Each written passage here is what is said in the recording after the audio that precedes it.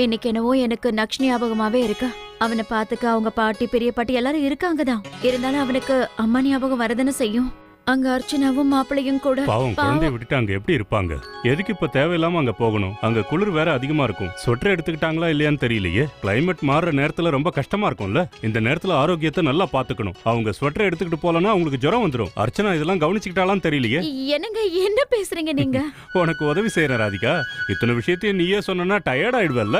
அதுவும் இல்லாம நீ என்ன சொல்ல போறேன்னு எனக்கு ஏற்கனவே தெரியும். அதனாலதான் எல்லாத்தையும் கடகடன்னு சொல்லி முடிச்சிட்டேன். இனிமே என் வேலையை நான் ஒழுங்கா பாப்பேன்ல. உங்களை வேலை செய்ய வேண்டாம்னு சொல்லிருக்கேன்ல. நான் டாக்டர் கேட்டுக்கிட்டு தான் வேலை செய்யறேன். நான் மட்டும் டாக்டரா இருந்தேன்னா உங்களை ஒரு வேலை கூட செய்ய விட மாட்டேன். ராதிகா,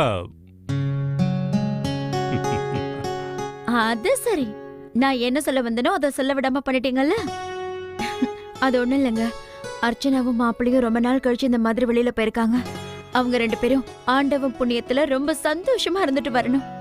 உங்களுக்கே தெரியும்ல, நமக்கு காலம் போறதும் தெரியாது, வாழ்க்கையில பொறுப்புகள் செய்யறதும் தெரியாது. ஏதோ இந்த நேரத்துல அவங்க கஷ்டப்பட்டு கொஞ்சம் நேரத்தை ஒதுக்கி இருக்காங்க. இந்த நேரத்துல அவங்க சந்தோஷமா இருக்கணும் இல்லையா? நான் ஒண்ணுதான் சொல்லுவேன் அர்ச்சனா. 1000 வேலை இருந்தாலும் நம்ம இப்படியாவது நமக்குன்னு கொஞ்சம் நேரத்தை ஒதுக்கிதான் ஆகணும். இப்படி அவுட்டிங் வர்றது எவ்வளவு ரெஃப்ரெஷிங்கா இருக்குல்ல. என்ன விஷயம் கார்த்திக்? ரொம்பவே அதிகமா என்ஜாய் பண்றீங்களா? ஏன் நீ என்ஜாய் பண்ணலையா? ஓ சரி, என்ஜாய் பண்றியோ இல்லையா, ஆனா ஒரு விஷயம் மட்டும் உறுதி. இந்த ட்ரிப்ப நீ வாழ்க்கை பூராவும் ஞாபகம் வச்சுப்ப. என்ன ஆச்சு தங்கம்? எதுக்குடா கோவப்படுற? சொல்லு. சாந்தி, நான் சொல்றத கொஞ்சம் கேக்குறியா? பேசாம குழந்தைய தூங்க வச்சிருமா. 8 மணில இருந்து 11 மணி வரைக்கும் தூங்கிட்டான். இனிமே அவனுக்கு தூக்கம் வராதே. பரவாயில்ல, நான் குட்டி பையனோட விளையாடுறேன். வேண்டாமா, நீ காலையில ஸ்கூலுக்கு போகணும்ல, நீ சீக்கிரமா போய் தூங்கு. Good night. குட் நைட் குட்டி பையா. இத பாரு சாந்தி, நீ அவனை என்கிட்ட கொடு.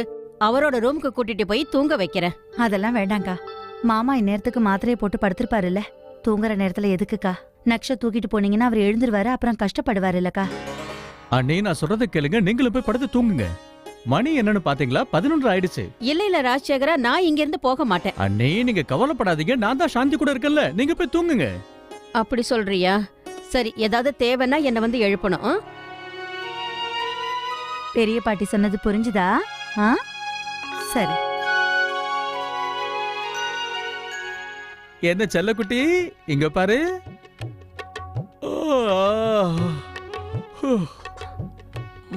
உங்களுக்கு தூக்கம் வருதுல்ல? இல்ல வரல. எத்தனை தடவை கொட்டாவி விட்டுட்டீங்க? உங்களை பார்த்து பார்த்து எனக்கு கொட்டாவி வருதுங்க. நீங்க படுத்து தூங்குங்க. நான் நக்ஷ கார்த்திக் ரூமுக்கு கூட்டிட்டு போறேன். சரி, உன் இஷ்டம். எப்படியே பண்ணு. உடனே சரின்னுட்டாரு. ஆமா, ஏதாவது சொன்னியா? இல்லையே, நான் ஒன்னும் சொல்லலையே. நீங்க தூங்குங்க, நக்ஷ நான் தனியாளாவே சமாளிச்சுக்கிறேன். ஐயோ, அப்படி இல்ல. நீ இங்கே இரு சாந்தி. நான் அப்பப்போ இவனை தூங்க வைக்கிறதுக்கு முயற்சி பண்ணி பாக்குறேன். வாடா குட்டி. இதோ இங்க பாரு. இதோ பிங்க் எலிஃபண்ட். இது டைகர். அப்புறம் இது